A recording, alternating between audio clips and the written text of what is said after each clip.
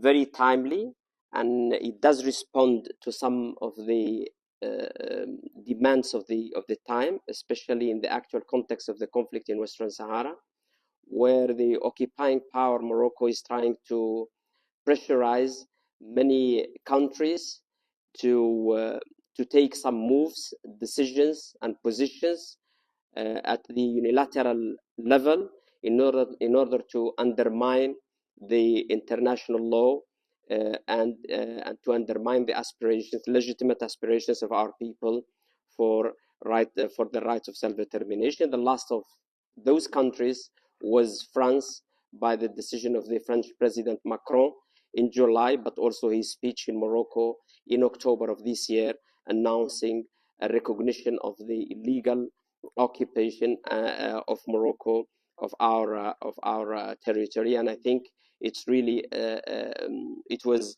a very dangerous move that should be denounced. We also celebrate the organization of this conference to commemorate the historic UN decision 1514 that was and still the reference in terms of the decolonization. And we think that by organizing this conference in the UN here in Geneva today is a strong reminder for the UN and the international community as a whole that this resolution is still valid and is still the original framework to resolve the conflict of Western Sahara, being one of the 17 territories in the process of the decolonization. Recently, as you have been following the way in which the UN Security Council was dealing with the conflict in Western Sahara, especially, and I think our friend Francesco Bastagli would maybe touch on this in his intervention. The UN Security Council, in order to, or at least for some of the members, in order to undermine the referendum of self-determination and accommodate some of the positions of Morocco, made gradually some substantial changes in the wording of the resolutions, moving from very clear wording to support the referendum to some other formulas, such as political solution,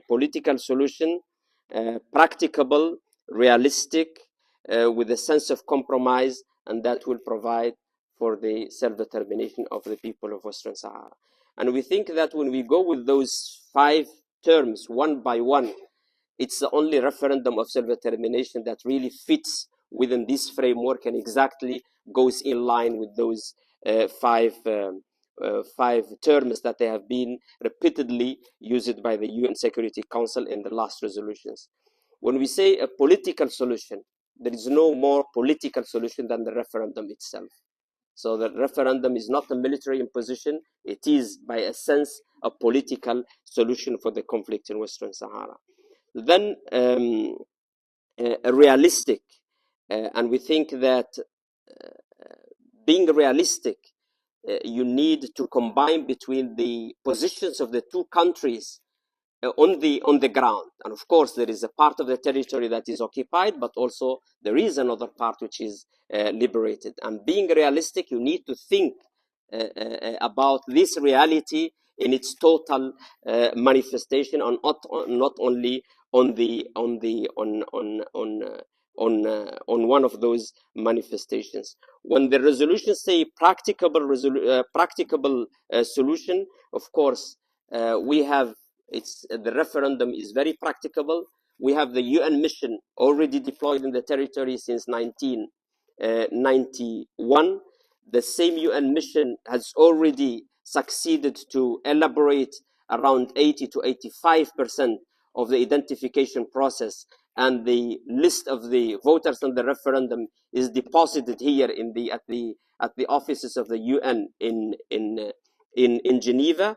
And in terms of practicability, the UN has a long expertise and experience in organizing referendums. The last of them was in South Sudan, but also in Timor-Leste. So the referendum is indeed a practicable solution for the conflict in Western Sahara. So then the sense of compromise, of course, the referendum is the only formula that goes exactly with this notion of a sense of compromise, because independently from the original positions of the two parties, Morocco wanted the integration of the whole territory inside its territory, and the Sahrawis and the Polisario Front, we wanted the independence of the territory. So the sense of compromise is that the people will be granting the possibility to vote, regardless what the Polisario would think